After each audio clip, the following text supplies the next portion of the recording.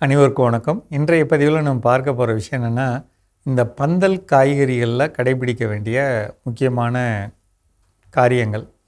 பந்தல் காய்கறிகளில் பந்தலோட தலைப்பகுதியை நம்மளுடைய செடி போய் தொட்டுருச்சு அல்லது தொட்டு 2 பக்கம் திரும்பிடுச்சுன்னா, தரையிலேருந்து ஒரு 5 அல்லது 6 அடுக்கு இலையை கிள்ளி விட்டுறணுங்க. குச்சி மட்டும்தான் இருக்கணும். அது நல்லா பரவிருச்சுன்னா இன்னும் நம்ம மிச்சத்தையும் நம்ம கிள்ளி விட்டுறலாம். அப்போ பந்தல் வரையிலும் வெறும் குச்சி மட்டும் இருக்கிற மாதிரி அமைப்பில் இருக்கிறது மிகப்பெரிய லாபம் தரும். இதை ஒன்று மனசில் வச்சுக்கோங்க. ஏன் இதை சொல்கிறேன் அப்படின்னா, பந்தல் காய்கறிகளில் நமக்கு அதிகமான பூச்சி தாக்கம் வர வாய்ப்பு இருக்குது. அந்த பூச்சி தாக்கம் வர்றதுக்கான அந்த பூச்சிகள் பெருகக்கூடிய இடமா அந்த கீழே இருக்கக்கூடிய இலைகள் இருக்குது. அந்த இலைகளை கிள்ளி எடுத்துடணுங்க. எப்போ பந்தலுக்கு போய் நல்லா பரவுனதுக்கப்புறம் பரவுறப்ப நம்ம என்ன செய்யணும்னா, 2 கையை விரிச்சமா நீளம் வந்துருச்சா நுனியை கிள்ளி விடணும். நுனியை கிள்ள சைடில் கிளை அடிக்கும். அந்த கிளையும் நல்ல ஒரு தூரம் வந்தவுடனே திருப்பி அதையும் கிள்ளி விடணும். இந்த மாதிரி கிள்ள புதிய பெண் பூக்களும் புதிய காய்களும் அதிகம் கிடைக்க வாய்ப்பு இருக்குது. இந்த காரியத்தை செய்யுங்க. ரொம்ப ரொம்ப முக்கியம் இந்த பந்தல் காய்கறிகளில் சுண்ணாம்பு சத்தும் சாம்பல் சத்தும் கிடைக்கிறதில்ல. ஜென்ரலாக நம்ம என்ன பண்ணணும்னா, அளவுக்கு மீறி தண்ணி தருவோம். அப்படி ஒரு பதட்டத்தில் தண்ணி தருவோம். அதை தவிர்க்கிறதுக்காக என்ன பண்ணணும்னா, மாதம் ஒரு முறை அல்லது 1.5 மாதத்துக்கு ஒரு முறை ஒரு கைப்பிடி சாம்பல் அதை எடுத்து மரத்தை செடியை சுற்றி போட்டுக்கணுங்க. செடியை சுற்றி சாம்பல் போட்டுக்கணும். வாய்ப்பு இருந்ததுன்னா செடியை சுற்றி மண்புழு உரம் கிடைச்சா ஒரு 1/2 கிலோவோ 1 கிலோவோ போட்டால் ரொம்ப அருமையான பலன்கள் கிடைக்குங்க. அதாவது பயிருக்கு வேணுங்கிற இரும்பு சத்து, மணிச்சத்து, மெக்னீஷியம் சத்து 3 கிடைக்க வாய்ப்பு இருக்குது. மண்புழு உரம் ரொம்ப உண்மையில அருமையான ஒரு விஷயங்க. அதை பயன்படுத்தினா நல்லது.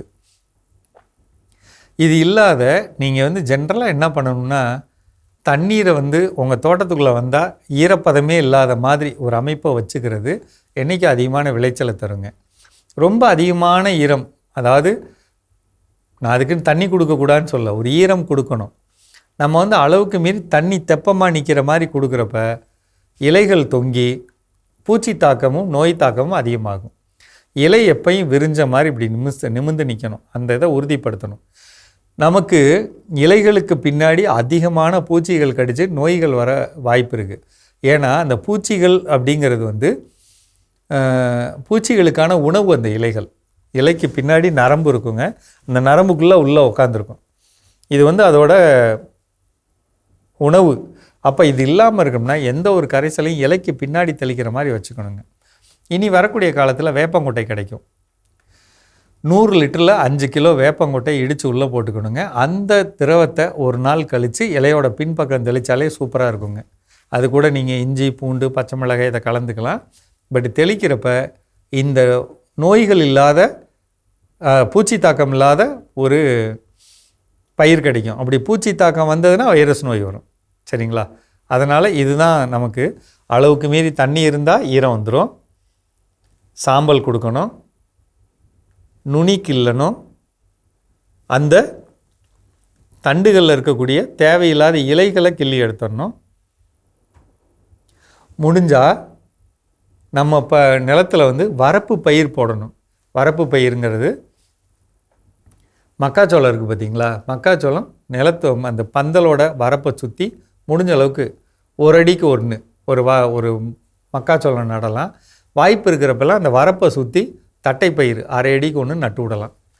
இது வளரும்போது நம்ம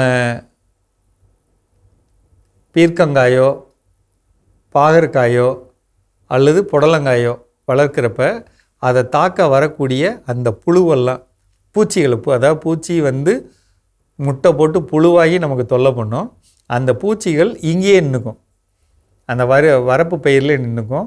இதை செய்கிறது ஒரு மிக முக்கியமான காரியம். வரப்பு பயிர் போடலாம்.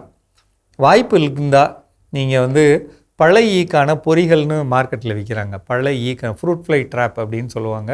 பழ ஈக்கான பொறிகள் அது வாங்கி ஒரு 6லேருந்து 8 எண்ணிக்கையில் தொங்க விட்டுக்கலாங்க. அப்படி தொங்க விடுறப்ப நமக்கு என்ன நடக்கும்னா, பறந்து வரக்கூடிய இந்த பழ ஈக்களை பிடிச்சிக்க ஒரு மிகப்பெரிய வாய்ப்பாக இருக்கும். ஒன்று அது வரப்பு போடலாம், அதை பொறிப்பயிர் போடலாம், அல்லது பழ ஈக்கான பொறிகள் வைக்கணும், வேப்பங்கொட்டை கரைசல் தெளிக்கணும். இந்த மாதிரி தெளிக்கிறது பந்தல் காய்கறிகளில் மிக முக்கியமானது. அளவான தண்ணி கொடுங்க, நிச்சய லாபம் கிடைக்கும், நல்ல விலை கிடைக்கக்கூடிய டைம் பார்த்துக்கங்க. மீண்டும் சந்திப்போம்.